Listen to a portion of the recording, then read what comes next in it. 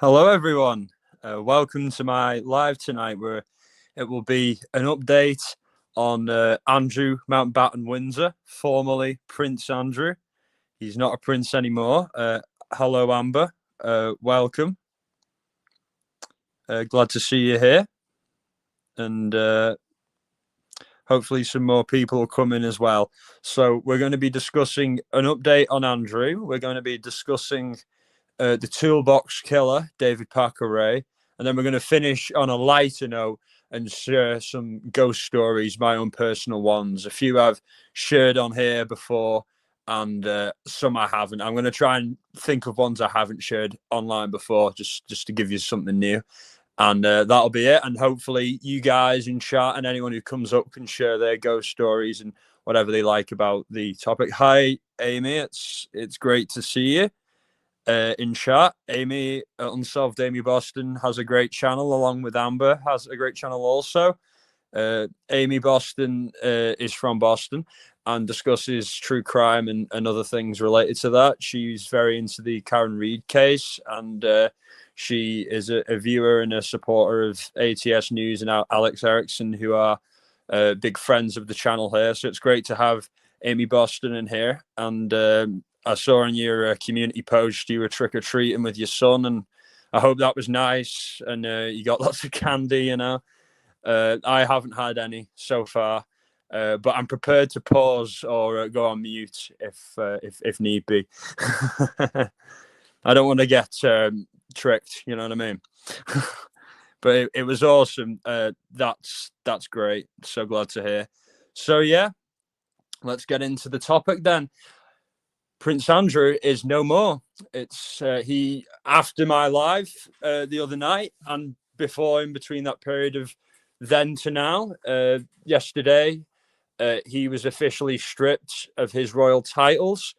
He is no longer a prince. He's no longer the Duke of York. He's no longer a Knight of the Garter, and he will be evicted from his property and royal lodge by the end of the year. So after Christmas, Andrew's gone, and he will be moving into Sunningdale, which is not a part of the Crown Estates. It was paid for by money from their own personal wealth, and he will be living there, not in the main house. So he'll be in the second house, and I'm shocked that he isn't leaving to Bahrain, because in Bahrain, Andrew already has a palace set up for him, paid for by the Bahraini royal family. It's staffed and it's already funded, and that's just sitting there waiting for him. And I think it's just complete stubbornness on his part that he doesn't want to feel like he's lost by leaving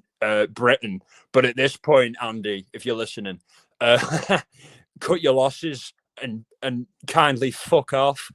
That's how I feel about it. He should leave, and because he makes Britain look awful. He makes the entire UK look terrible. And does he get money anymore? Yes, he does. He will still be funded. King Charles will still be paying money out of his own personal wealth pocket, so not from the taxpayer. Not anywhere near what he used to be getting. He used to get an allowance of about 250 grand a year. Along with all the, under the table stuff that he was getting for allowing, various shady international figures to meet with the royals and gain an air of legitimacy. So he will be getting much less than that. But so I don't think he should be getting anything at all. And I'd be interested to hear the chat's thoughts upon that, about what you guys think should happen to him. Like I said, I think personally, I'd like to see him on trial. But I'm still quite cynical about the whole process because I know Britain, but now he doesn't have his titles anymore. He could be prosecuted, I think, if not and if America wanted to extradite him, there's nothing that's protecting him anymore. That is also different. So there are possibilities. I still think it's unlikely that he'd be prosecuted, but it's a lot more. It's possible now. It wasn't possible with his royal status before. So that's a new possibility and a new development. And Amy says, I would be more amused if he had to find an apartment. Exactly. Yeah, he's not going to be staying in an apartment. He'll be staying in Sunningdale Estate, so a nice estate, country estate, and that is. I don't think he'll stay there long. I think eventually he'll disappear to Bahrain. But I think that will take some time. It's like he's stubborn, like I said, and that's a huge thing in his personality. But it's amazing how quickly this happened, and I think Charles wanted to do it sooner, but had to make sure that it was all going to be, allowed to go through, that you didn't have to like ask Parliament for any conditions, because the whole constitutional side of it is annoying and quite complicated, especially for people, even for people who have grown up in the UK. It's most people don't understand how it all works. I don't think they even understand. Glad to see you. I'm Mark. Mark might be joining shortly. Great. He's at home and I'm at work. How are you? How are you doing? Good. How you doing? Hey, Amber. Unsolved. Yep.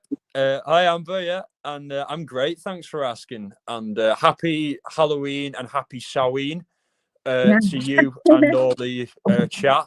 Everyone pronounces it Samhain, but it's Samhain. That's where Halloween comes from. But yeah, it's great to have you here. We're doing an update on Andrew, no longer the prince. Oh my gosh. How many more? I mean, I'm so sorry, but just get rid of the entire monarchy. Oh, I agree, absolutely. And this is the start of it. This will be the start of the end. King Charles is already on the road of, we're scaling back spending. These minor tag along, characters who are like in, not really in the main royal family are not going to be paid for anymore. You know what I mean? Like their lives aren't going to be. Sorry. How many golden toilets are in there? How many do they got? I have no idea, but I think one is too many.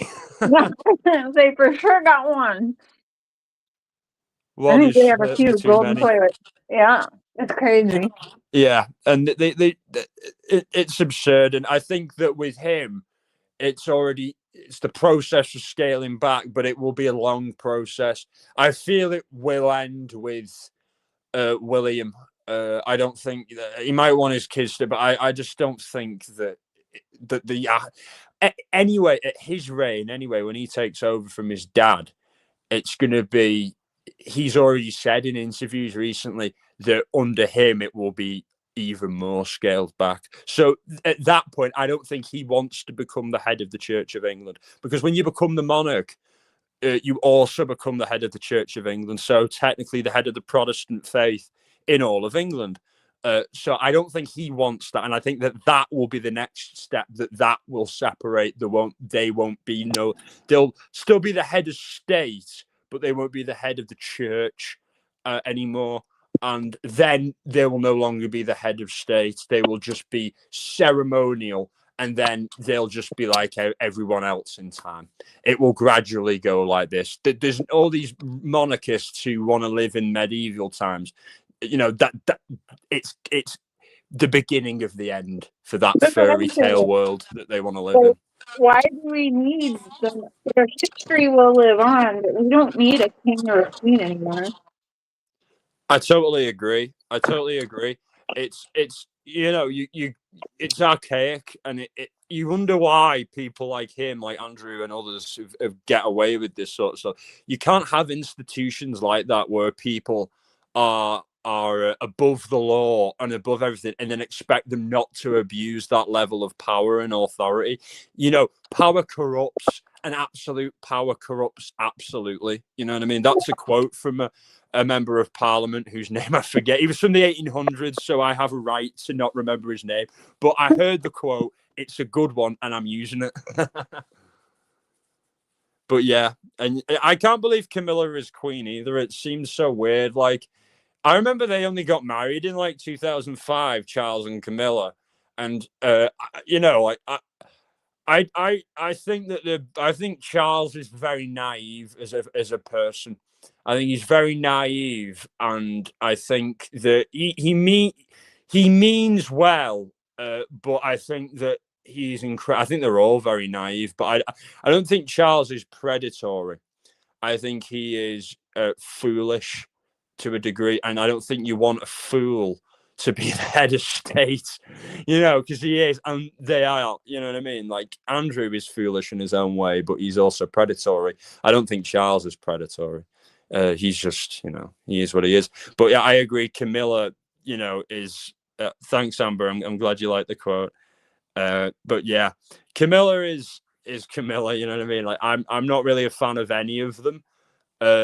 Personality wise, they're not my types of people. I like that Charles is into the outdoors and nature and the environment. I like that, but like him as a person, I think he's like, we're different, you know what I mean? Like, we come from different cultures, different backgrounds, and he comes from like privilege, and my family used to be in privilege a long, long time ago, before his family were in power in this were in the UK. You know what I mean? So it's interesting to think, what if, because my ancestors were chieftains in Scotland and in Ireland, and their status was removed when his family came along. So yeah, it's historical, the dislike for those people. But yeah, it's interesting the situation you're in Canada, Cher, where Canada still has this relationship with the royal family because it's in the Commonwealth. So he is your head of state. Yeah, I hate which it. is silly. It is. I know my dad hates it when I say anything negative about the king or the queen, because it's not patriotic with me. Yeah. But like, I used to be into it when I was a kid, but then I don't know, got older and started wondering and seeing things, and I'm like, hey, this isn't right. They're pretty much selling their kids to keep the monarchy afloat, and everyone paid. You're expected right away after pushing a baby out to start selling pictures of that child, and that's insane to me. I agree. It's bad, and it's toxic, and it's unhealthy, and the whole concept of it isn't going to create a well-adjusted individual at all. And if you've got some underlying issue and you're in that position, it's a recipe for disaster. You know what I mean? And yeah, it's horrific. And yeah, interesting, Jay. I agree. I don't get predatory vibes from Charles. He's just an idiot. Yeah, I agree. And I think what happened to Diana, I don't think it was instigated by him. I think it was instigated by. That was set up, in my opinion. Yeah, I think it was instigated by MI6, but that's my own personal opinion. Well, yeah, maybe. Yeah, I because think they saw her as a damaging threat to the monarchy, but I think Charles doesn't have it in him to be like that. So I know this. I can I can read the fucker pretty well. I can read all of them pretty well. That they're not.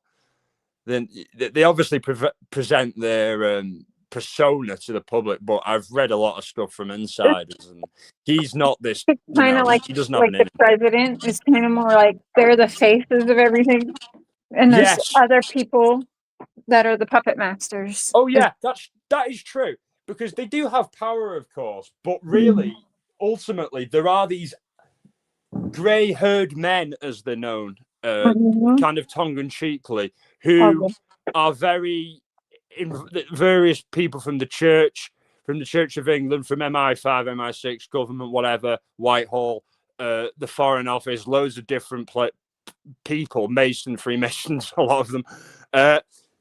They basically, if they feel the crown is doing something that isn't good for the reputation of the crown and maintaining the monarchy, they can step in, which they did. You know what I mean? There was obviously the abdication, which led to of Edward, which led to the last queen. You know, the last Queen Elizabeth II, becoming queen because her uncle abdicated because he was put under pressure because he wanted to marry an American woman who had been divorced and had, you know, her previous husband was still alive, and because, like I told you earlier, the king or the queen is the head of the Church of England. A lot of the people, the grey-haired men, many of whom are high up in the Church of England, said we don't want him as king if he's going to marry her, because that would make the Church of England look bad, and we can't have that. So he was put under pressure by them to abdicate. So it does show you that they can be fucked off if they don't toe the line. And he also was very close with Hitler, and not really very close, but him and his wife met with Hitler, and before the outbreak of the Second World War. And he said that World War II, in his words, was instigated by the Foreign Office, and that and that really Britain should never have gotten involved in it. And that made him like quite disliked in the press significantly, and by a lot of people in Britain. So he moved off and moved away and left Britain with Doris Simpson and kind of toured the world and settled down in France, you know what I mean? And eventually, you know, none of them spoke to him for a long time, but his life is a very interesting life, you know what I mean? Very interesting. He was a man of many intricacies and contradictions, and I think, yes, they did, Amber, they did live happily ever after. They had a happy marriage. They were together till the end, till he died, and she passed away after him.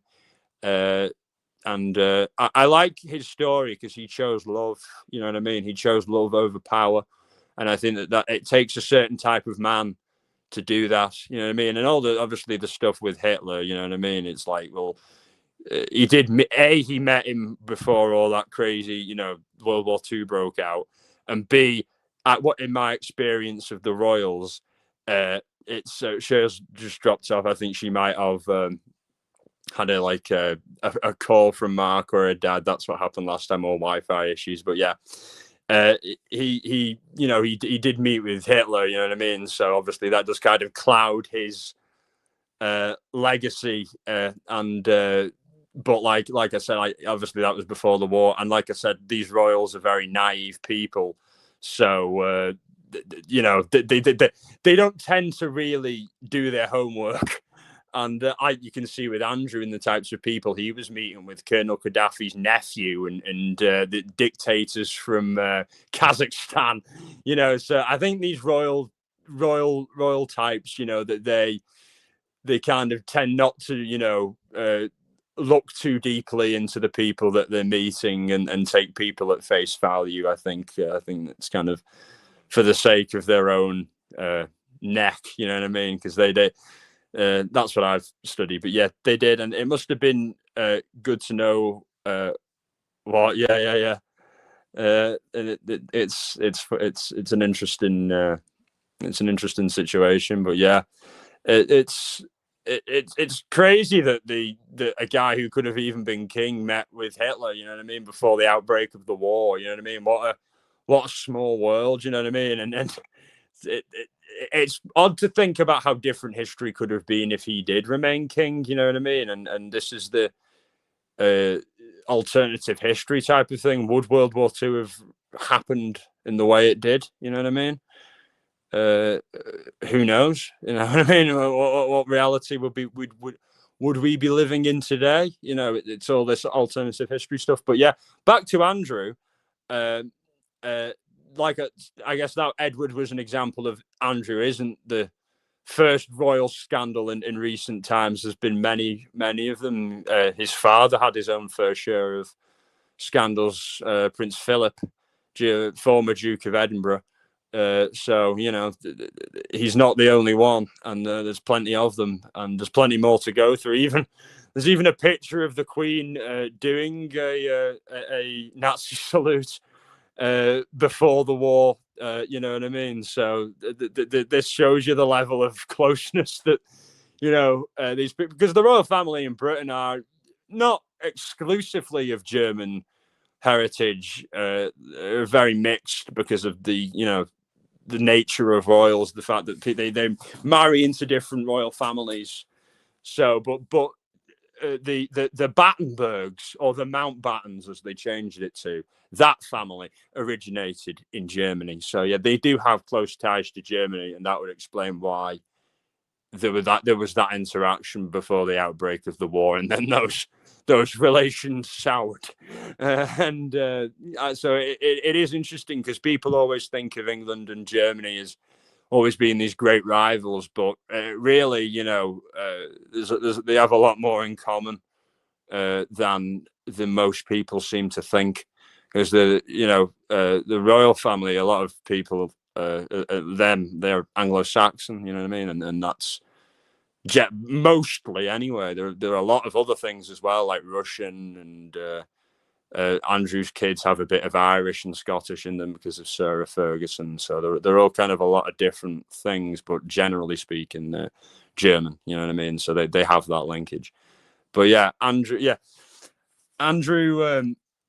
Back to Andrew. I would like to know, Amber, what you think is next for Prince Andrew. Do you think he's going to stay in the UK long? And anyone else who's watching, I'd love to hear from you.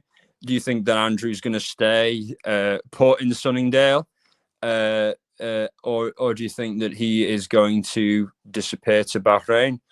I would love to hear your thoughts. Anyone?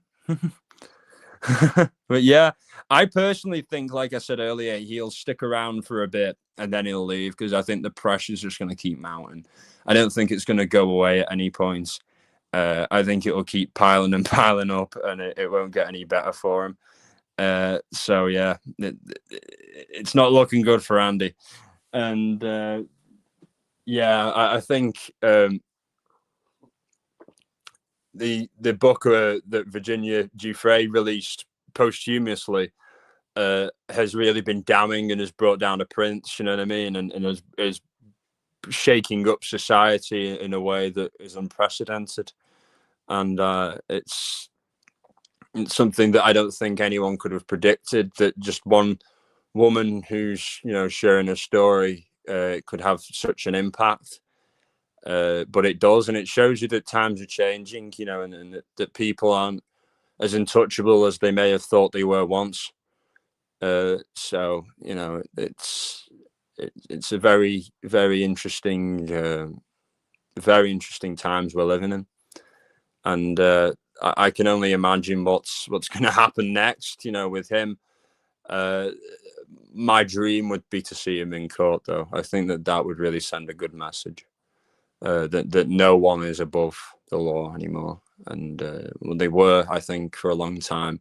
And I sadly think anyone with that royal status is, to a degree, and a lot of other people in other countries with prominent positions have a level of untouchability about them, and it's dangerous, and it needs to stop. And that's all my update on Andrew, though. But it means that shows you that people in power are listening, at least to the masses, and wanting him to lose his titles, because I think the overwhelming majority of people have wanted that. Even people who are monarchists want him gone and out of the picture, because he is ultimately the biggest threat to the monarchy. He is a walking embodiment of why I think we shouldn't have a monarchy, or there shouldn't be monarchies anywhere. You know what I mean? Because of what he has allegedly done, and what I believe he's done in his position of power. He's abused it and used it as a shield, and I think that needs to never be allowed to happen again. Sadly, I'm very cynical about that, because it's an evil world out there. But there's good people in it, and that's the important thing. There's good people who are trying to make it a better place, and hopefully one day the people who are at the top of society have more morals than the ones that we've had for a very long time, I think. But that's all I've got for Andrew at the moment. And if there are any updates, I'll be sure to fill you all in with it and do a live. But now I'm going to move on to David Parker Ray, the Toolbox Killer. And I know that some people have been looking forward to me talking about that. So it will be exciting for anyone who's listening, who's watching. But yeah, I think an intro to David Parker Ray. He was born and grew up in New Mexico in America, and he basically the desert. And his childhood was very traumatic. He was beaten a lot by his parents, and his dad was quite absentee.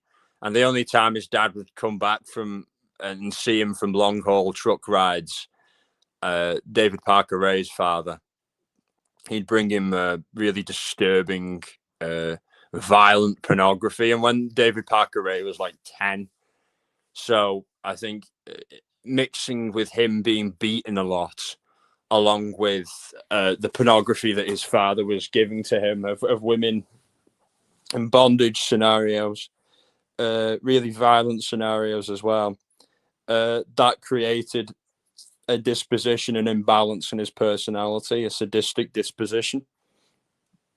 And this is what ultimately led him to become the Toolbox Killer. And why was he called the Toolbox Killer, you might ask? Well, the reason he was called the Toolbox Killer was because he had a torture chamber on his property where he would call it his toolbox. You know what I mean? It was where he would keep torture devices and instruments of pain and death. And basically that's what he would do. And he bizarrely, disturbingly even more, he was in collaboration with his own family. His girlfriend, he was married many times, but his girlfriend, his daughter, and his daughter's boyfriend all helped him in the kidnapping, the sexual torture, and in some cases, the murders of women. Most of the time, they were prostitutes. And David Parker Ray would sometimes pretend to be a John, trying to pick them up for just a normal sexual encounter. Other times he'd pretend he was an undercover cop and arrest them. Other times he would use his girlfriend or wife to gain the trust of a woman, and then he would step in and they'd be tased and they'd be kidnapped and taken back to his rural property in New Mexico, which is absolutely in the middle of nowhere, so no one's going to hear anyone scream out there. Sadly, he picked his location well, and also he knew the lay of the land very well because he was a park ranger in New Mexico in Truth or Consequences, New Mexico, which is a very interesting name. There's some places in America that you'll find have names like that. Sticks in my head though. It's very somewhat symbolic as well. Truth or Consequences, you know what I mean? It's and that's where he did his crimes, and you'll see why that it makes sense as to why it's somewhat symbolic later on as I get into the details. I'm not going to go too graphic because it is pretty graphic, and if you want to get the gory details of it, you can obviously Google them if that's what you like. And I'm not going to try and cause anyone to throw up any of the candy that they've been eating tonight with any of the gory details. So yeah, we'll keep that away. I'll go over it, but not too deep. And basically, he would kidnap women and he would play them a tape when he managed to get them into his toolbox, his torture chamber, where he would tell them what he was going to do to them, basically, all the various tortures. And he would say that preferably he wanted to keep them alive, but he was drugging them with sodium pentothal and basically trying to mess with their minds, hypnotize them, brainwash them, whatever you want to call it, to not remember. And many of these women who were kidnapped and went through this ordeal only remembered it when the FBI came to them and showed them pictures that he'd taken of them whilst this had happened. So this is terrifying, to think that you could be like tortured and not even remember it. You know what I mean? And have been drugged and not even remember it. So it's a very scary, disturbing case. One of the most disturbing I've come across. And I guess it's fitting to cover it on Halloween. The most disturbing one. There are others, but I too deep. Ones with children, I don't think I can cover on here. It's too much for me to talk about, but this is still difficult. Don't get me wrong, especially some of the details and watching interviews of women who managed to escape. But the only reason he was ever caught was because a woman managed to escape before he was able to drug her up to make her forget. You know, she was convinced this was it basically, and her life was over, and she got out of there, and she managed to get out of her shackles that he'd put her in his torture chamber, and managed to run through the desert, chained up, naked, and flag down a car and get some help. And then only then didn't she got to the police. She said where it happened, and the police came in, busted him, arrested him, and interviewed him. And but the craziest thing was the police at first didn't know what his torture chamber was. They didn't understand everything he had in there, all the devices and all the things he had in there. And it took the FBI to come in to explain and to categorize what it was as a sexual sadistic torture chamber. You know what I mean? That's what had to be done, because it's so rare that these things happen. That it took federal law enforcement to be able to identify really what that was. And that's how other victims were identified, because they found pictures, correspondence that Parker Ray had. He videotaped all these ordeals, but his defense was that these were all consenting, willing participants. And it even to a degree that in his first trial, he managed to get a hung jury. And that's what makes me suspicious. The fact that they had a tape of him admitting to and saying to his potential captives what he was going to do, but they still was a hung jury. You know what I mean? I think that he had friends in prominent positions, and that helped him get off in the first trial. But the second one, thankfully, they managed to get him for. They could never actually convict him of any murders.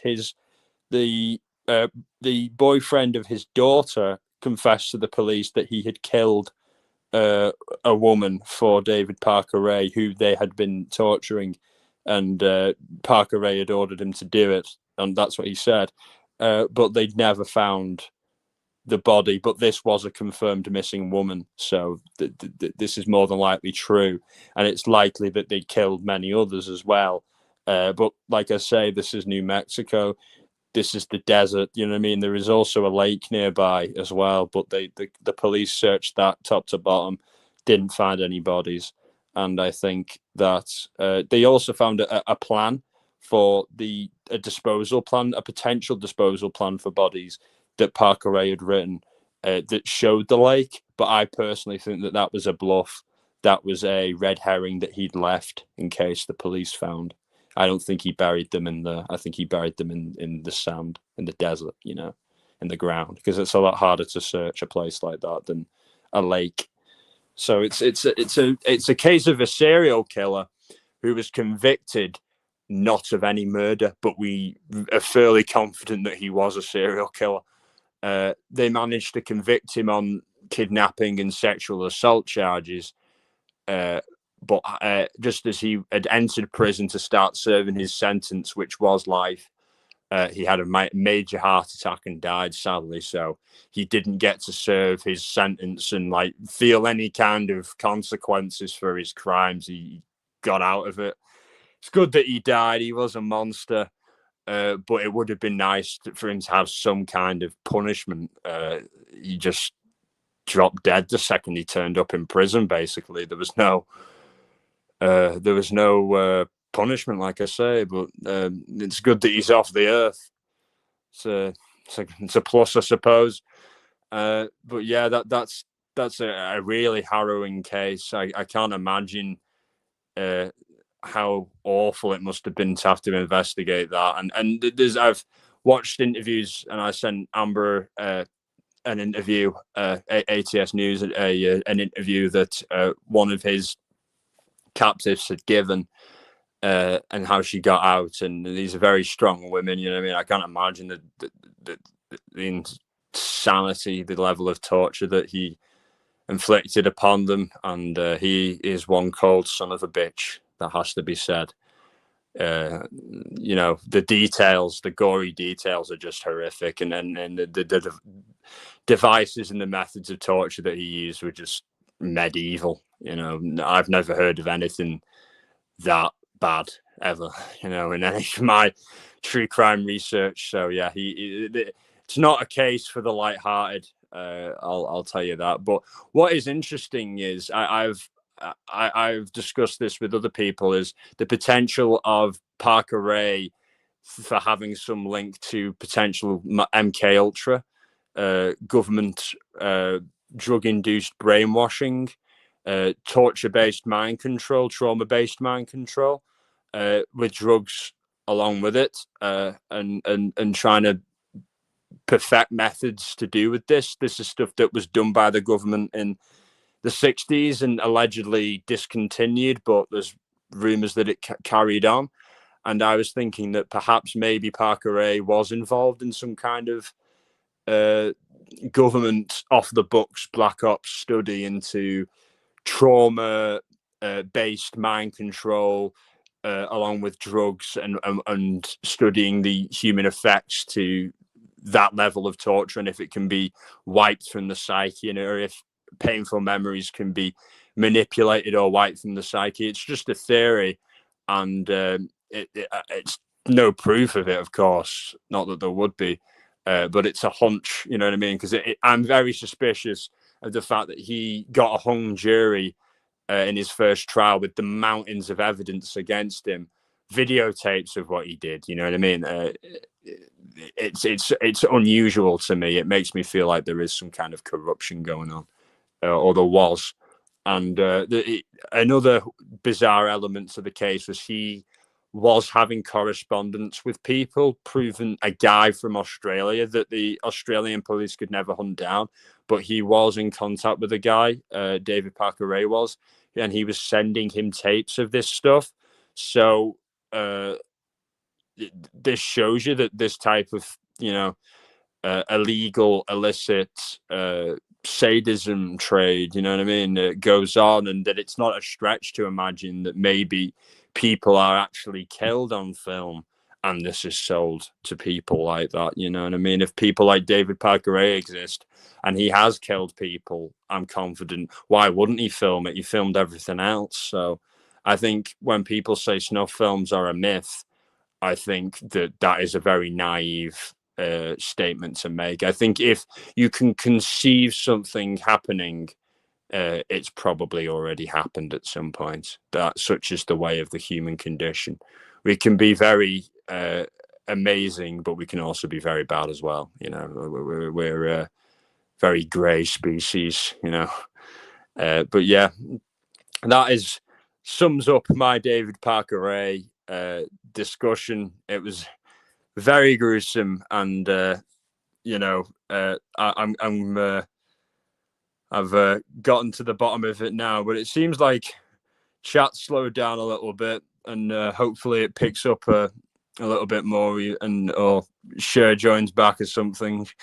But yeah, it's to be expected. I not long since started doing lives again, and it's just a part of the process to keep on going, I suppose. And hopefully I get some more lives in the replay. Not that I really do it for that. It's just good to have the chat, I guess, interacting with me and giving me some prompts, because I wanted people to share their ghost stories, but it's okay. I can share mine. I'm I'm not too bothered. You know what I mean? As long as I've got some viewers, which I do have, I don't mind if you're not chatting.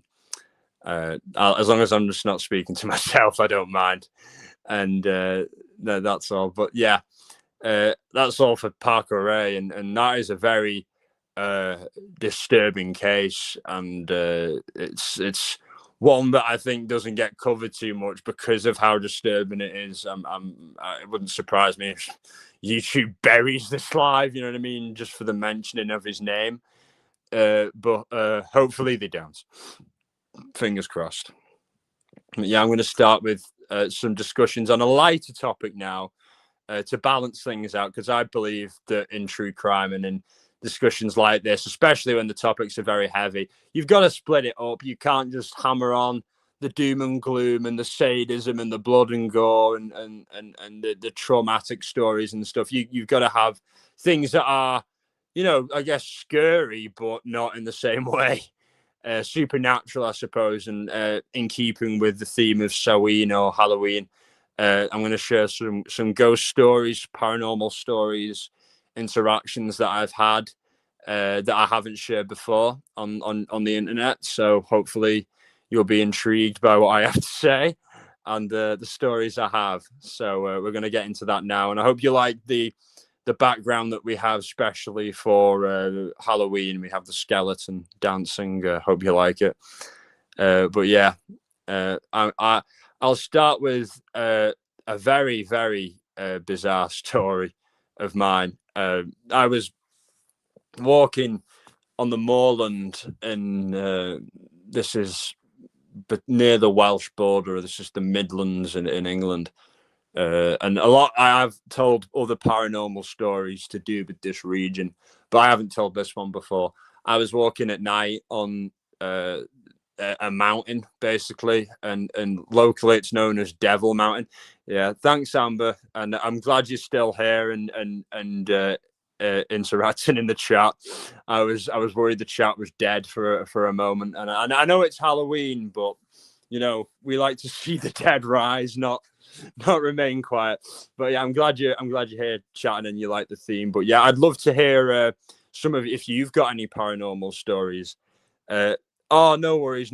I completely understand that, doing bedtime but still listening. I completely understand that. And thank you for being here regardless. I know you've got a lot of obligations and family obligations and things, so I really appreciate you just for being here.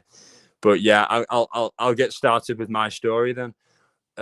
I was up on the moors in a place called Devil Mountain, and it was nighttime, and I liked going up there because I had the hunch that I might have some kind of paranormal encounter of some kind. And I walked up to the top, hung around for a bit, listened to some music in my headphones, and the wind was blowing a gale, and I smoked a cigarette, and it just basically blew away. Amber can jump on soon and tell her paranormal. So that'll be absolutely great for you to do, and I'll really appreciate that. You have the link in your messenger, so just hit it. And if there's anyone in chat who'd like to come up, please just say, and I'll put the link in there for you. Yeah, I was just at the top of the mountain, had my cigarette, and took one puff, and the wind was so strong it basically blew the thing away. And I was like, right, this is pretty uneventful. I'm going to walk back down. And as I was walking back down in the distance, I saw like a figure. You know what I mean? I thought it was a figure, but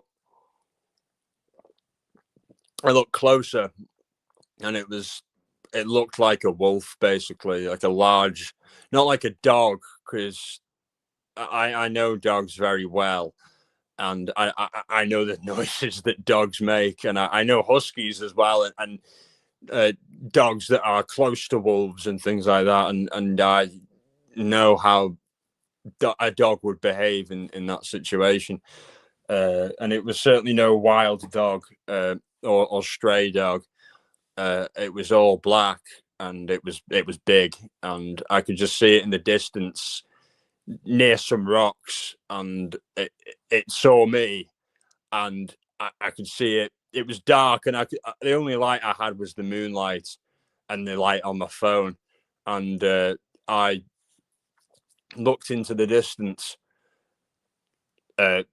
My eyes met its eyes, and like in these encounters, I basically froze, and it was like, what am I looking at? You know what I mean? It looked like a wolf. You know what I mean? An all black wolf, and I was like paralyzed.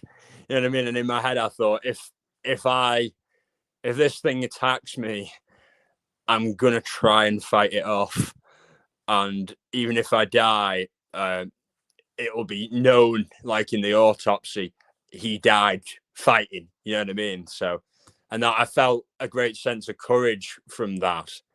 And then I thought, how about I try and back away and take a picture of this thing? And I did. And I backed away and managed to get a picture of it. And it was still in the distance. It still had its eyes on me and its body fixing on me. And as I moved back, it just sprinted away in the other direction into the bushes. And I couldn't get a shot of it. And that's the annoying part of all this. You know what I mean? A lot of people, like, unless you've got a photograph, they don't believe you. But, you know, this is a question of faith. You know what I mean? It's a question, is it, if you believe in that sort of thing, you know what I mean? And like, wolves are very real, but they're not going to be living in the UK. You know what I mean? People have big black cat sightings in the UK sometimes, and you know, it's not out of the realm of possibility. It's not like it's a, you know, an animal that doesn't exist. But it was very bizarre. You know what I mean? Like, maybe the government knows that there's wolves in the wild, but just doesn't tell us. Maybe they let them out there to control the deer population or something, and they just don't tell people because they don't want to alarm them. I think that might be the case. But there was a part of me that felt like the whole experience was supernatural, because before then, a Native American guy went up to my grandmother in Scotland. They were at this like tribal, like folk festival type thing, and he said to her that I will walk with wolves. And like at the time, like she just heard it and told me about it, and I was like, "Wow, that's really interesting." But I didn't understand what that meant.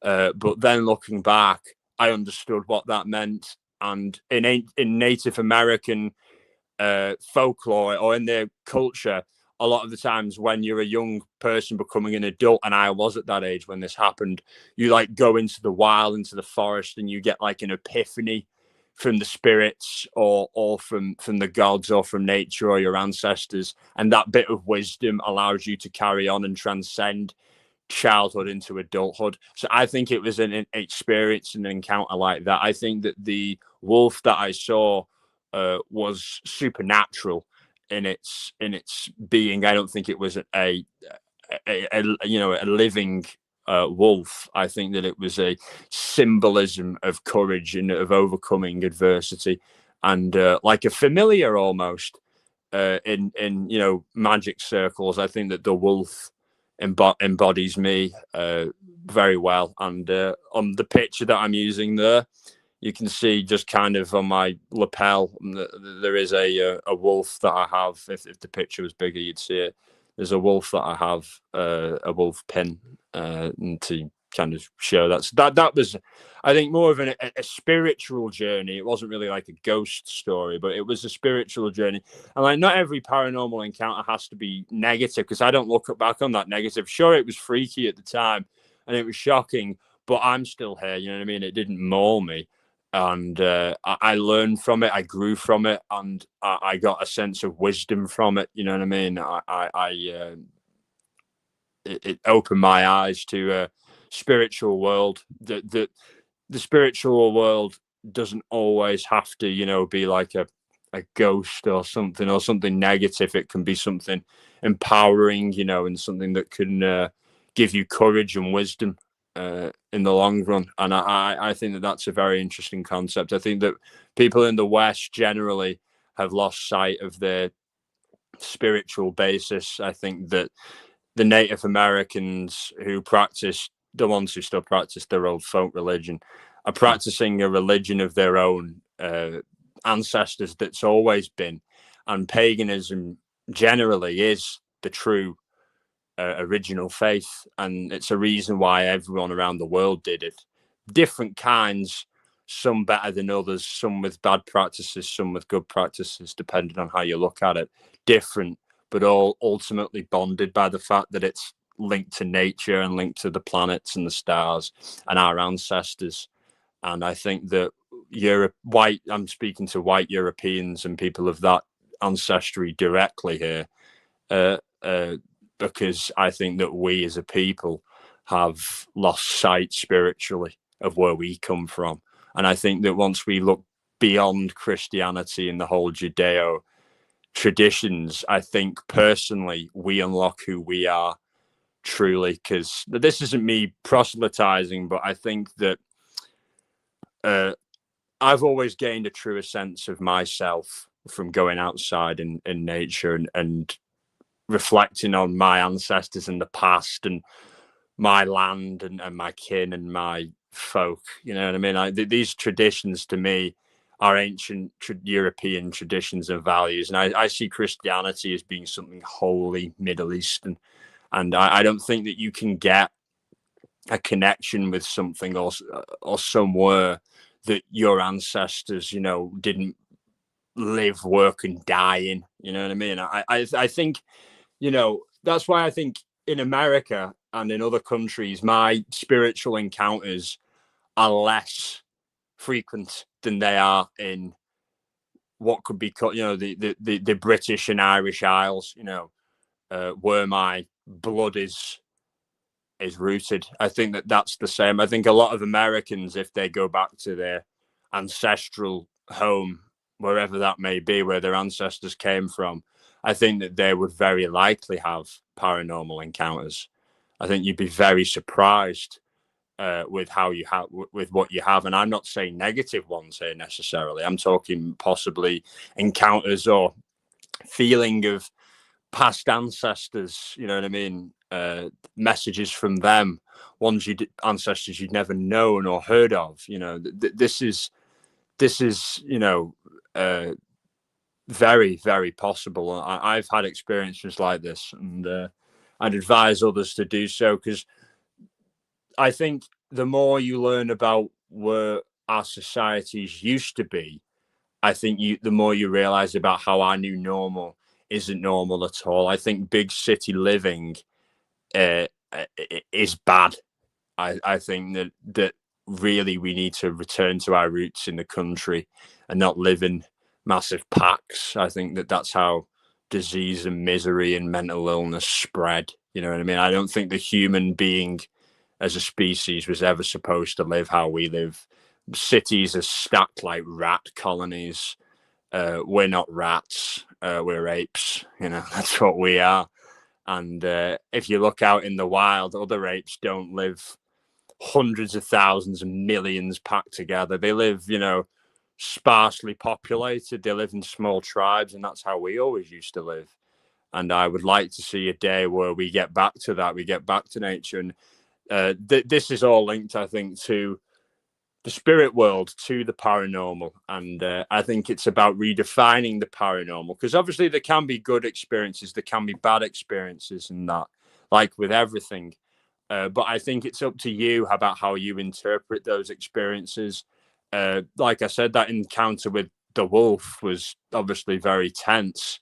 And other paranormal encounters I've had, which I'll go into more of, have been tense as well.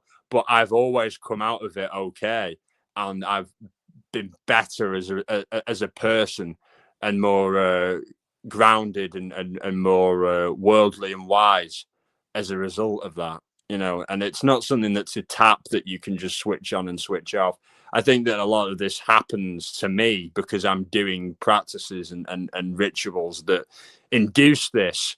I think that, you know, if you're afraid of that sort of thing, if you don't want it in your life, if you're paranoid about it, the chances of it having anything to do with you, unless you kind of set it off, are very, very remote. So my advice to people out there who want nothing to do with it would be, it's not going to really come into your life unless you invite it some way. You know what I mean? But there's a lot of ways that you can invite negative spiritual encounters into your life. Well, if you what most would consider to be negative, so like I'm talking poltergeists here, and you know, basically parasitical hauntings where your life force is almost drained by like what are essentially energy vampires almost. It's a type of entity that they are. They kind of wear you down and make you depressed and unhinged,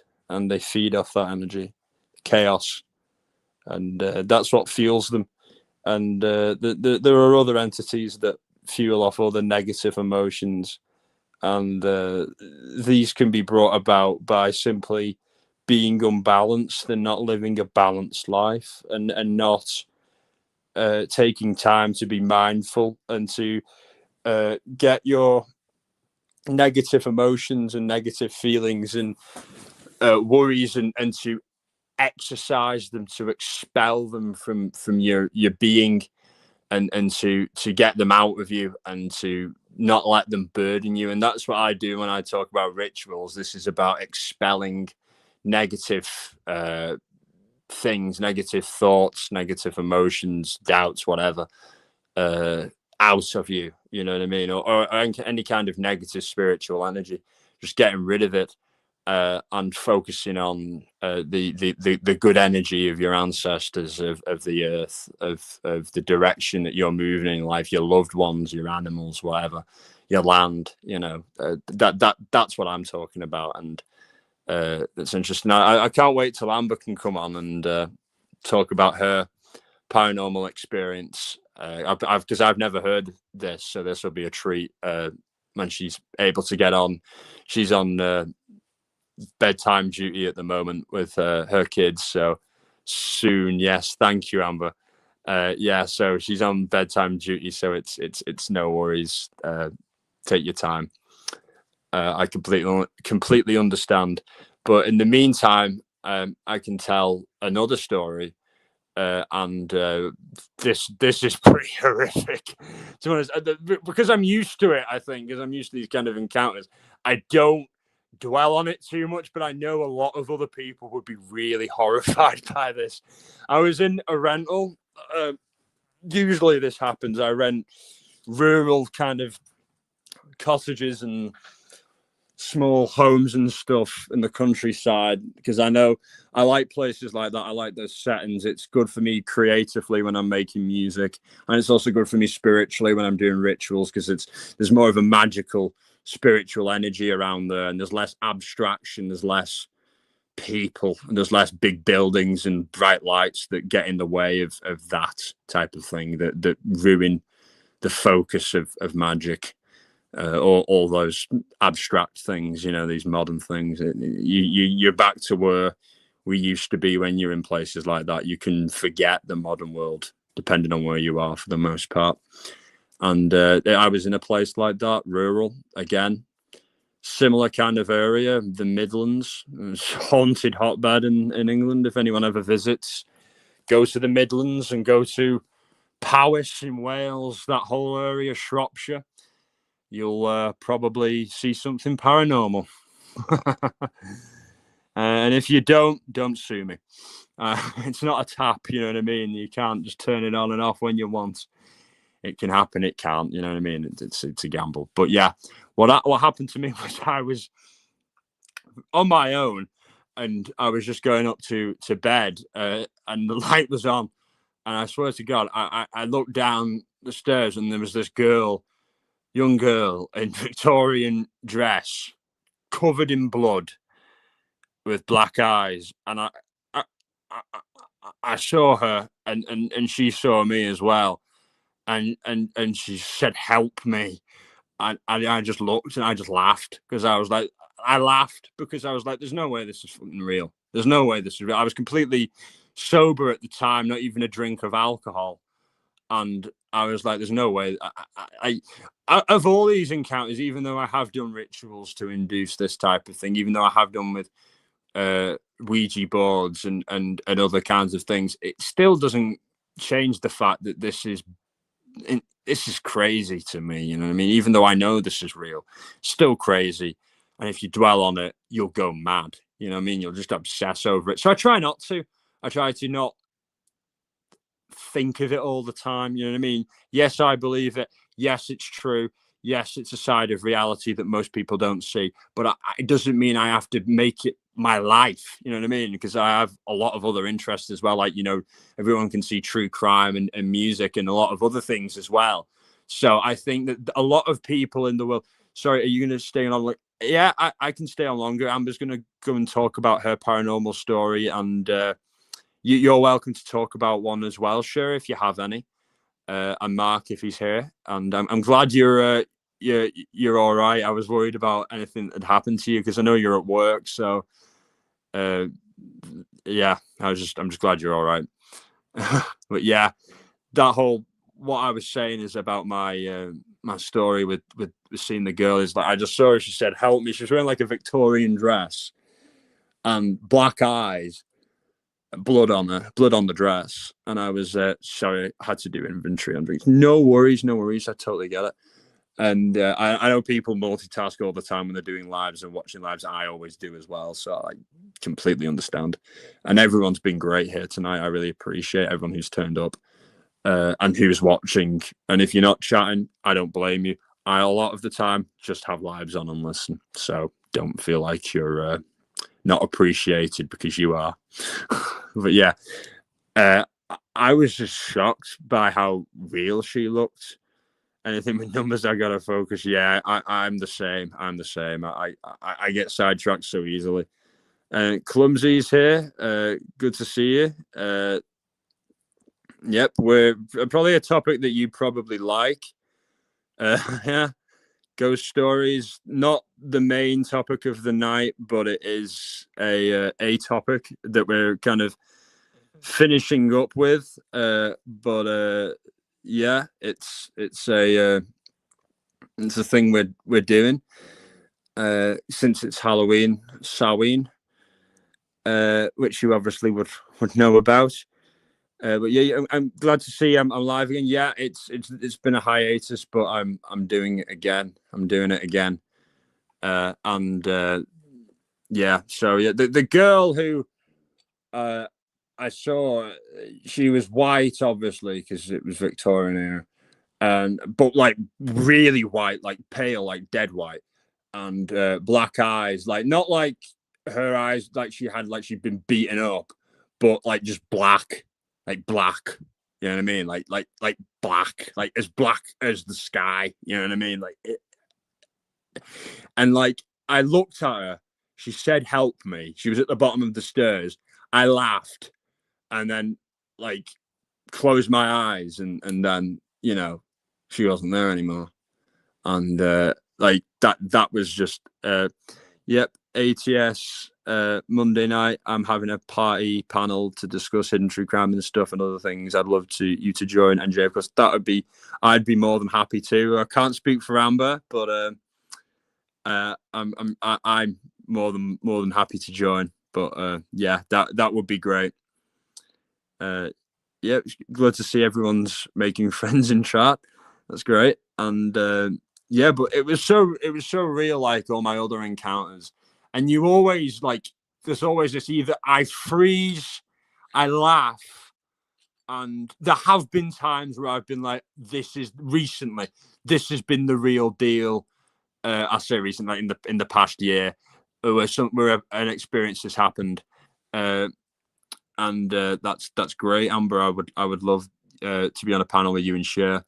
And it's just been something that, like other situations, I just think, wow, it's just surreal. She was blonde haired and Victorian era dress, and she looked like she'd been stabbed. So it was. I've never seen I'd never had like a ghost interaction. All the other things I'd seen were like, I wouldn't call them ghosts. Like they were like all black kind of. Yeah, I would, but like I don't really use Discord anymore. I had another one a while ago when I was watching local live stuff, but since that, I don't like go in that stuff anymore. It's kind of petered out, that whole YouTube community with Keemstar and Boogie.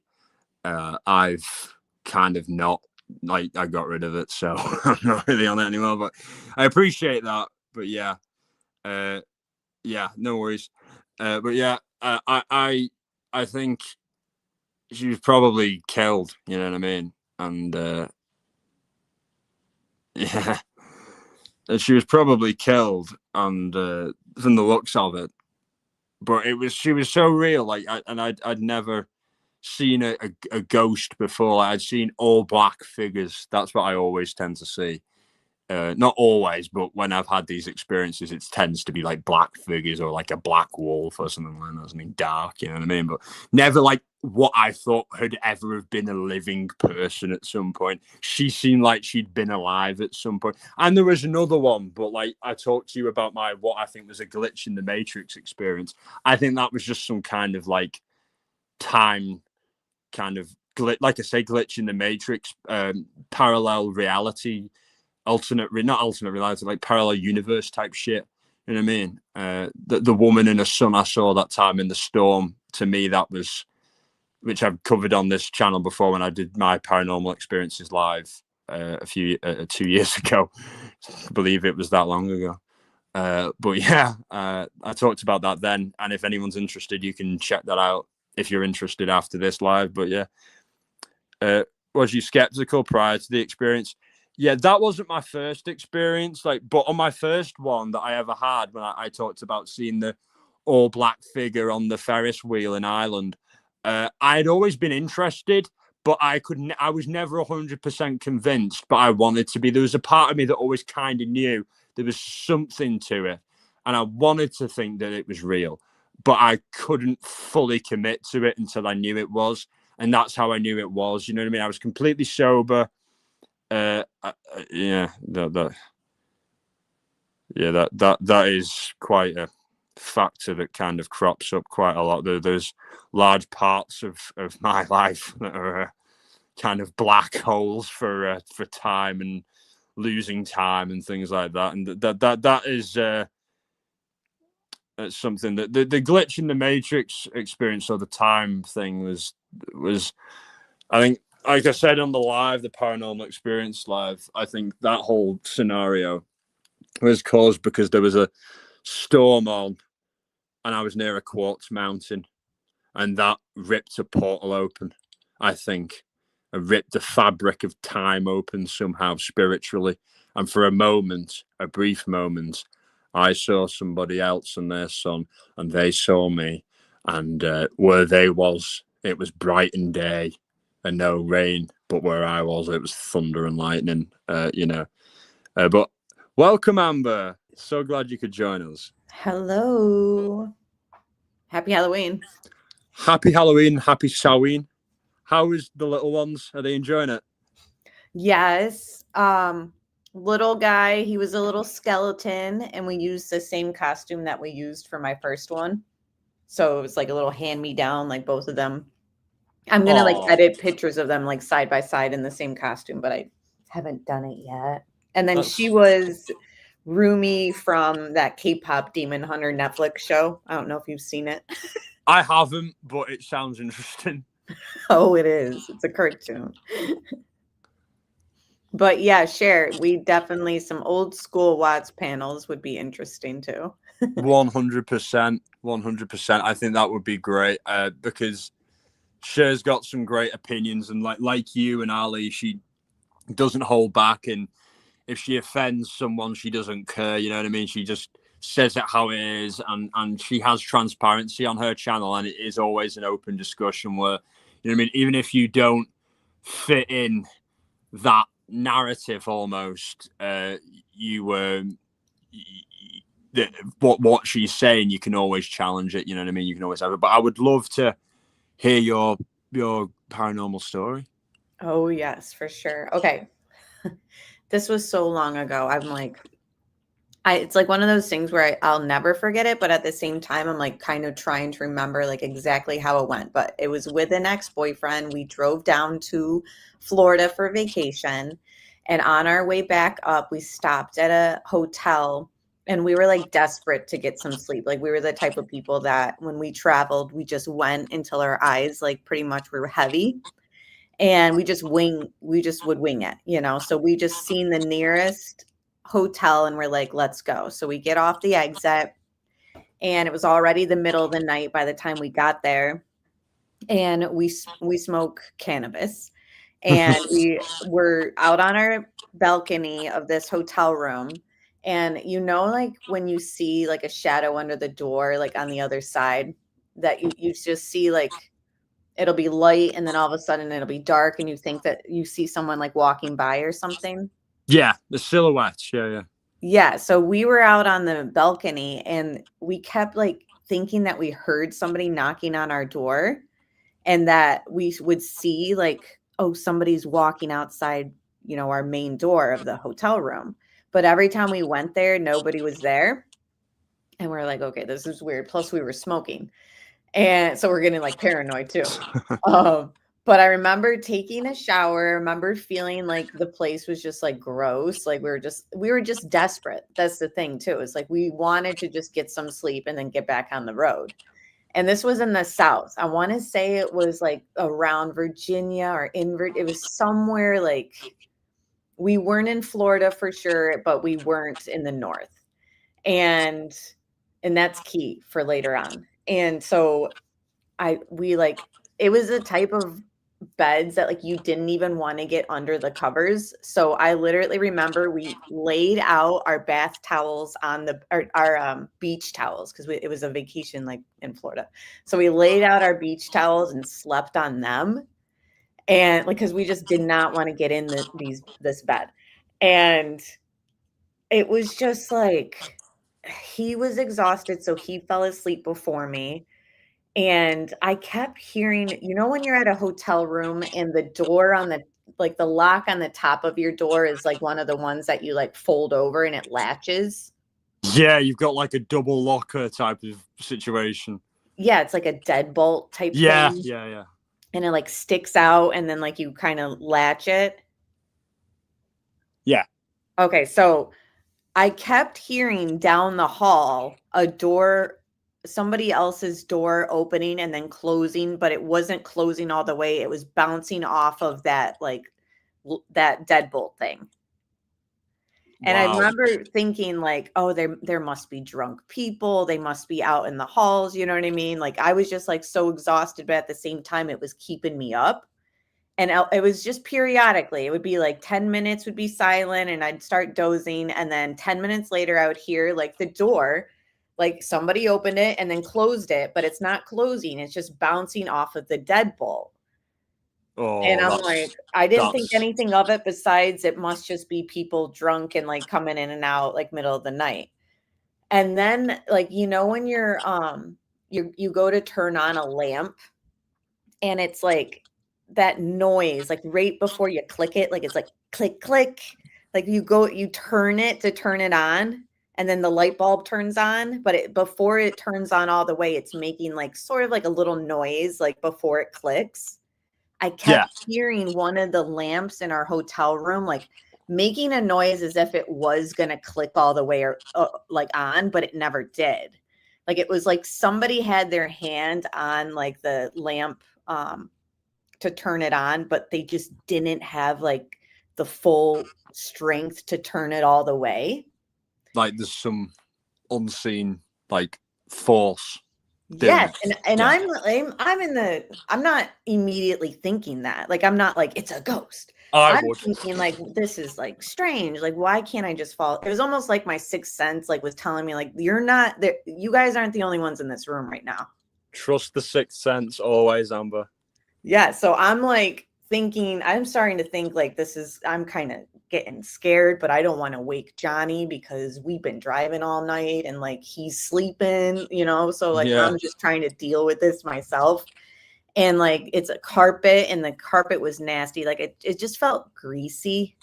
And like I just kept hearing like imagine somebody dragging their feet like on a carpet. Like it was getting closer to me.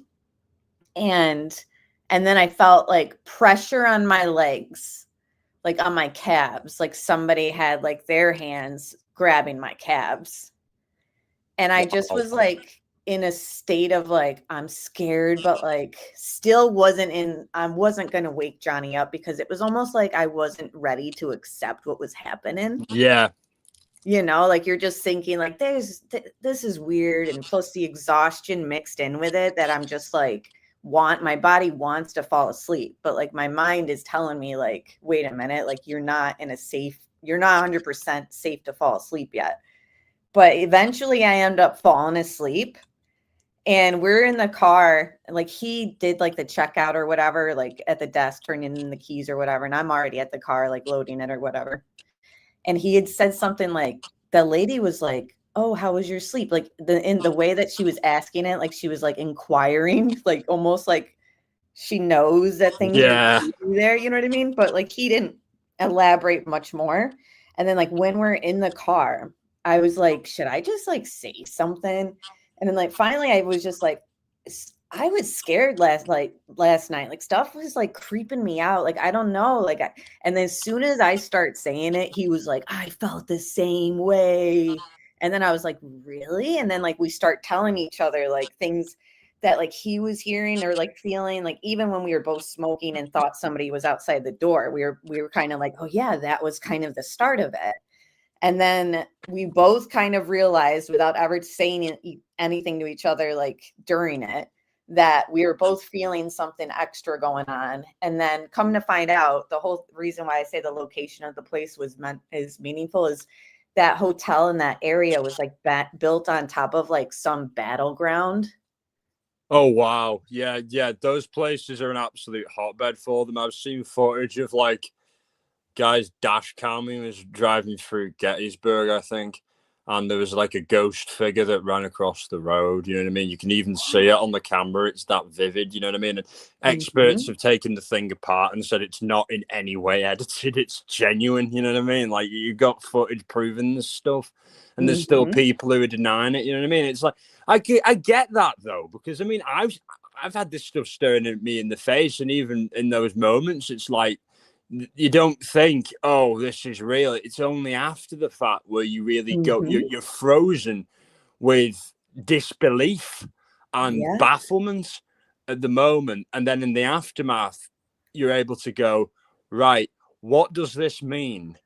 And then you start going, oh my God. And I told you about my experience in Ireland with the all black figure.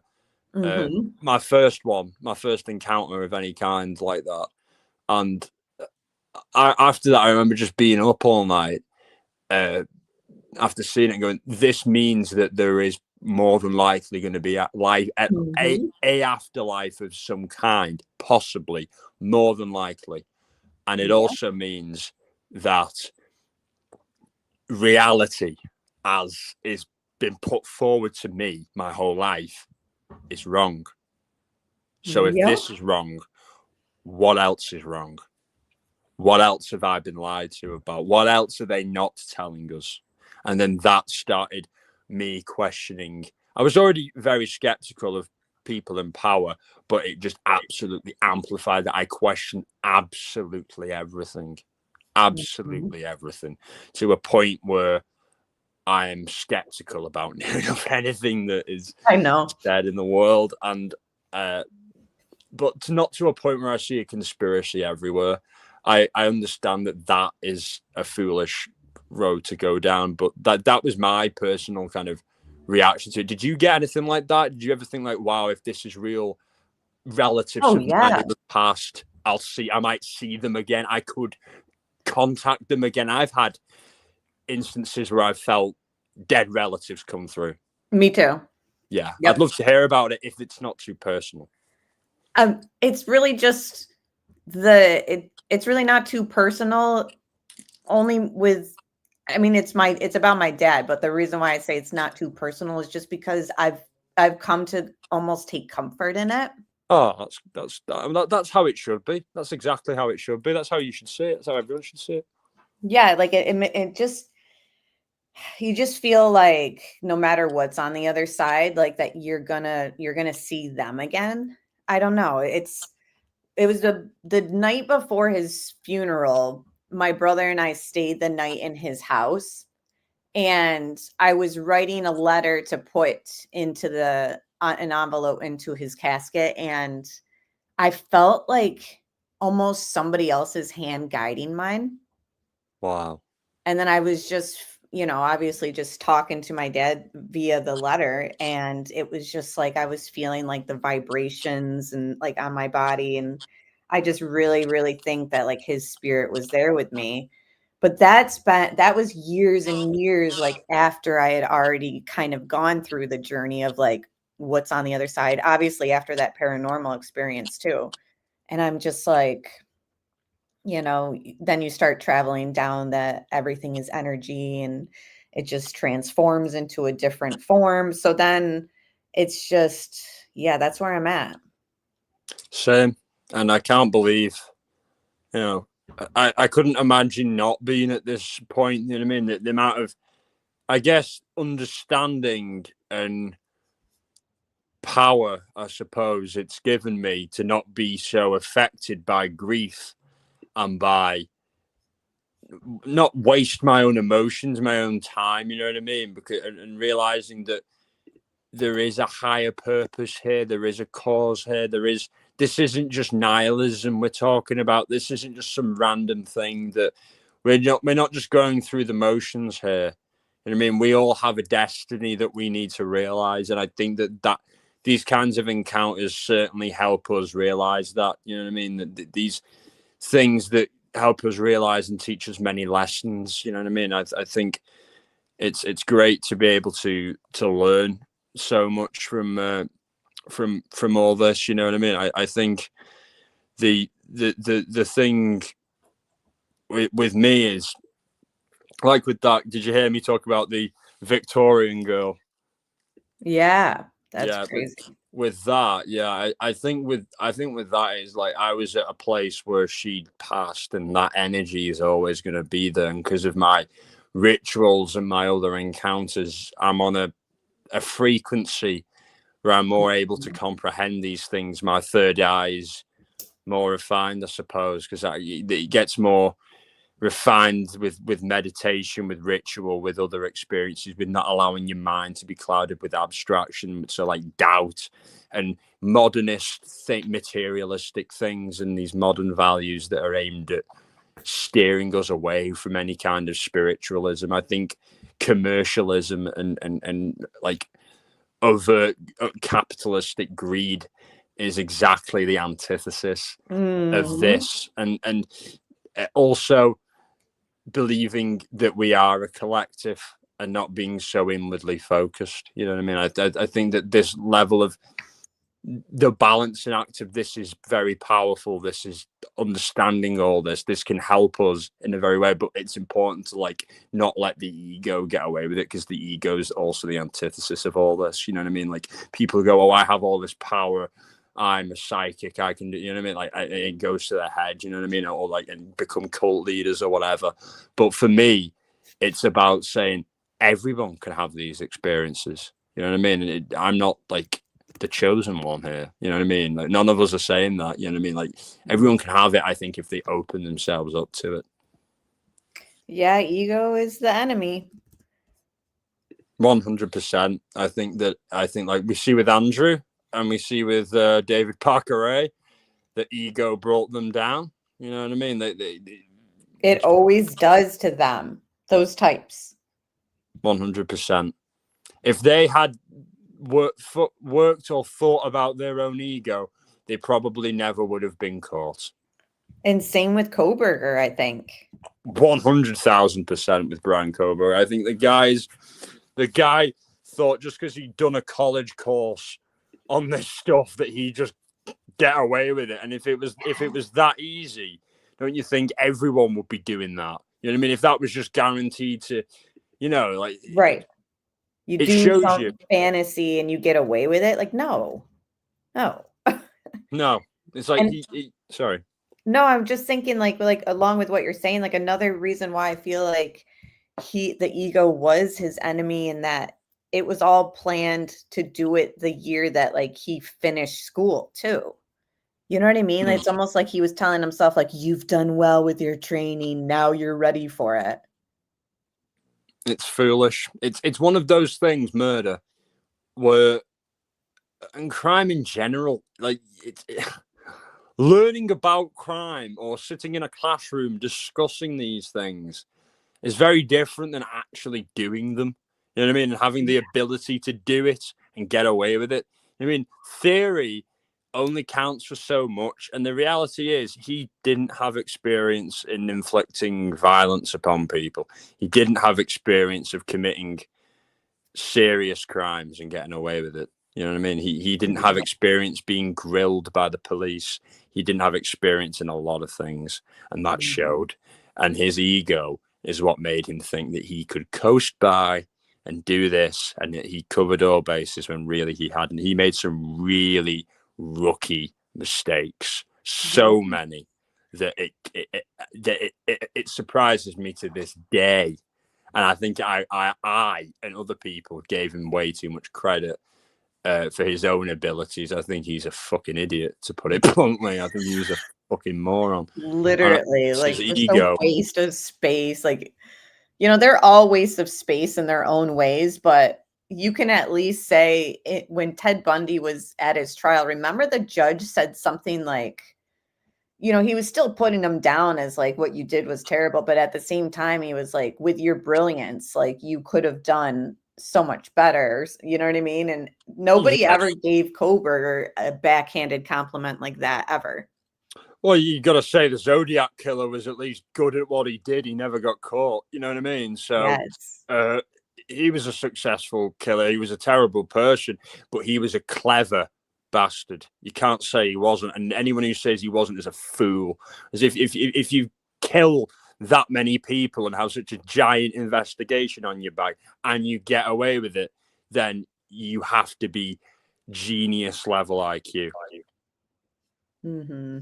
To have that. I feel like Koberger, because there's like video of him at a graduation from LaSalle, and he has like the honors ribbons, like when he's walking across the stage, and it's like, did he think because he was getting A's in criminology that he would get an A at this crime?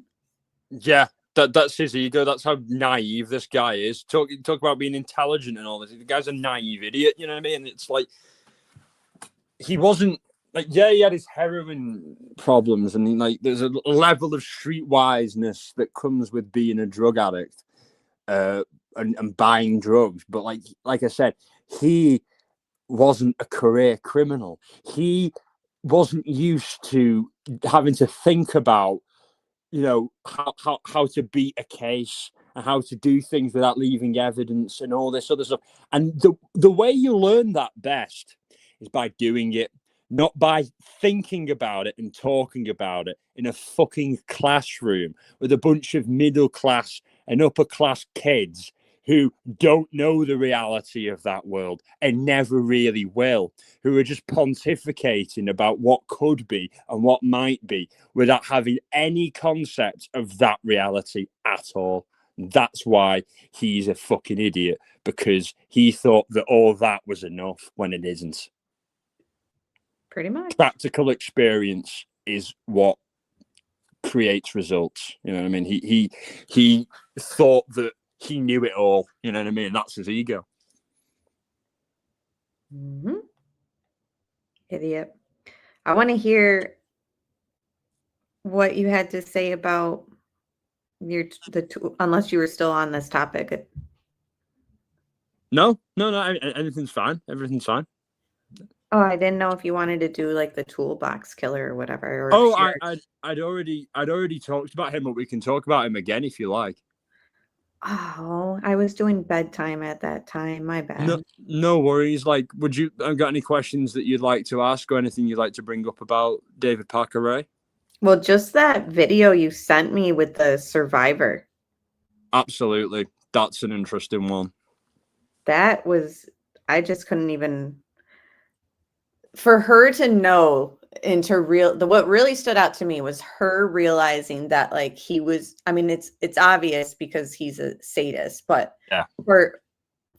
for her to be the victim in the situation and to already be in this high stress like dilemma, and for her to have the mindset and just the wherewithal, even though it's in a chaotic like situation, for her to realize like I need to stop giving him this satisfaction of him knowing that I'm being hurt right now. So I'm just not going to react to this torture.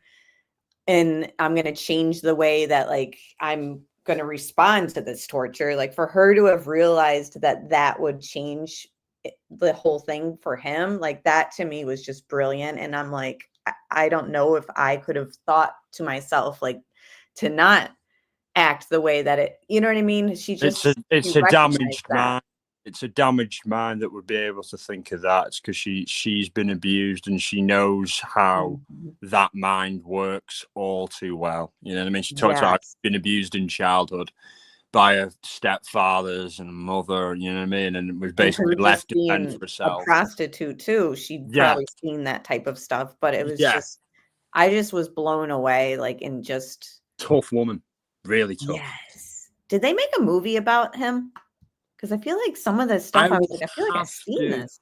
I will have to look into that. I assume they will because it was a big case, you know what I mean? Yeah. But like, it's like I was saying earlier while she were doing bedtime, that you know he's considered a serial killer, but he was never convicted of murder. You know what I mean? Like they have a guy who is his accomplice in the assaults, the boyfriend of his daughter, who said Parker Ray told me to kill this woman who is still missing, you know, and that was in that from that area, and that they knew, the police knew they had a connection to, and then like they never found her body. They suspected that they buried her in the lake, but they didn't. They checked when they didn't find her. So I think that it was a red herring. I think maybe she was in the lake at one point and Parker Ray moved her. I think maybe to the desert because he had a plan, a body disposal plan, and it looked like he was going to dump a body in the lake that the police had. But I think maybe it was a red herring to make them think he had when he hadn't, because you'd be more wise to bury a body in the desert because it's not like a finite place, you know what I mean? Whereas the lake is. Yeah. In a lake, you run the risk of the current moving it, or, you know, sea life kind of having it come to the surface or something, you know what I mean? Another thing being drained, you know, like some of them are in Vegas, and then they find bodies from the 1950s. Oh my God, I bet you there's so many bodies in just the Vegas desert too. 100%. Not anymore, really. I mean, my funny non-topic. I'm not a fan. Basically, John has blocked me in his YouTube live. It wasn't him personally who blocked me. This is completely off topic. I'm like, huh? Yeah. John, he knows Vince the lawyer, loophole lawyer, so that's a connection. Yeah. Oh, cool. I like the username as well, Clearwater Gacy, because it's very true crime related. But yeah, John blocked me, or his mod blocked me in the YouTube, and whatever, you know what I mean. Thank you. I'll get you unblocked, buddy, but only if you describe how much you hate Shuli. Well, I mean, Shuli, I don't personally know Shuli. I've never met Shuli, but I don't find him funny, and I think he was like one of Howard's, you know, interns, Howard Stern's interns, and whatever. But like, I don't hate any of these people really because I don't know them enough. It's like maybe like we all talk shit in the chats, but I don't really hate Shuli. I don't hate Kumi, or I don't hate any of these people because like I don't care about them enough to hate them. They're just characters to me on the internet. The you know, this is how it is. You know, I think Shuli is a bit of a bit of a bastard for constantly. I'll get you on, Black Man. Thank you. You work your magic, Clearwater Gate. So yeah, but yeah, I think Shuley is a bit of a bastard for always obsessing over John. You know what I mean? Because I get it's funny to take shots at people, but once you're always going over the same person over and over again, live after live, it gets a bit, boring. I mean, I think Howard Stern would tell Shuley to move on from John, and because like how good is Shuley if all he's covering is John? It means that John's basically his meal ticket, that John's paying his bills for him, you know what I mean? And that's kind of funny. So yeah, that's what I have to say in regards to Shuley. But yeah, Dabbleverse related stuff over. Back to true crime, Amber, and you can come back now, and you're back in the conversation. I'm just like, what's going on? And yeah, this is some tea I don't know about. No, I make my way to other parts of YouTube. It's like Howard Stern related stuff. I love it. Stuff. Vince the lawyer is in this world as well. I love it. Do you ever? Sometimes I stumble across old episodes of Howard Stern, like from the 90s, and I'm just like, I cannot even believe some of the stuff he's saying. Yeah. Oh God. Yeah. And he's totally not any good like that. Not any good anymore. Like he used to be really edgy, and have like a KKK guy come on his show and just like say crazy stuff and have crazy things happen all the time, day after day. And now, if you turn into his show, it is absolutely unwatchable. It is just him talking about his cats and Beth's cats, and Robin's just going, "Oh, Howard, isn't that great?" And like, there's prank calls occasionally, which is somewhat amusing. And there's a celebrity. The only decent part of his show is the celebrity interviews. The rest of it is mindless, unwatchable dreck. It's so far removed from what made him a star. But because he just doesn't want to deal with the controversy. Yes, because he hired this management woman, Marcy Turk, and she was all like, "You've got to be PC now. You can't have controversy." Yeah, I agree. Prince Andrew worked for Shoeley's and Mossad. I completely agree. Prince Andrew was very in good with the Shoeley's and with the Mossad. So yeah, that's the story there. But yeah, and we covered that on my other live, my last live, about Andrew and his relationship with Mossad and Epstein and all that. So yeah, you'll like that. But hopefully, Stuttering John will block me. But yeah, I think Stern, the problem with him is he forgot what he was, and he cares more about, I think as well, there's a lot of people think this. John thinks this, and I think probably Shirley thinks this as well, because Shirley worked there just as long as John did, basically. And I think others who worked in that show would agree that, like, Howard always acted in the 90s like he hated celebrities, but then he became friends with Jimmy Kimmel and with other celebrities and like John Stamos, and then he was like, "Oh, I'm not going to shit on celebrities more. I'm going to be in their Hollywood kind of orbit." And like that's why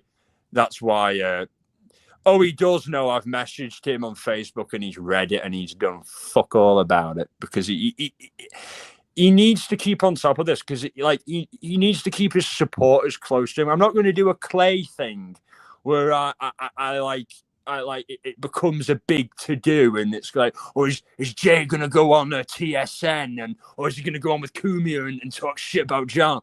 You know what I mean? Like, that's not gonna happen. But like, I'm not that bothered by it all. But like, if I didn't watch any of those shows again, I wouldn't lose any sleep over it. But like, yeah, I like going in there. I like busting balls with you, because like the true crime community is great, but it's mainly women, and sometimes it's good to, which I don't have a problem with, but sometimes it's just good to bust balls with other men, you know what I mean, on YouTube. And it's a balance, you know what I mean? I think balance is important with everything. Right, I promise he's lazy, but I agree he is both of those things, definitely. But yeah, and Like you're right. I think Stern used to be great. Opie and Anthony was great. Did you ever listen to Opie and Anthony?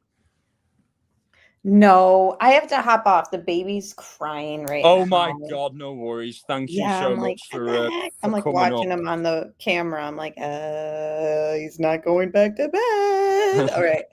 I gotta go rock him, but I'll be listening. I'm gonna wrap up now. I was only ever gonna do an hour and a half. So, but thanks for coming up. Yes, good discussion. Very interesting topics. Thanks so much. I hope everyone has a good Halloween and watch some scary movies. I might actually put on that Peacock Gacy show. Oh, nice. Yeah. I might check that out actually. Thank you for coming, everyone in chat, and Amber and Cher, who was on earlier, and Clearwater Casey, and everyone, K-Braze, Clumsy, everyone who's been here. It's been great to have you here, and I hope you'll join me again for my next live whenever it happens. I don't really have a set schedule, but I'll make sure everybody knows in advance so you can, set your schedules accordingly. So I'll hope you all have a good evening and see you soon.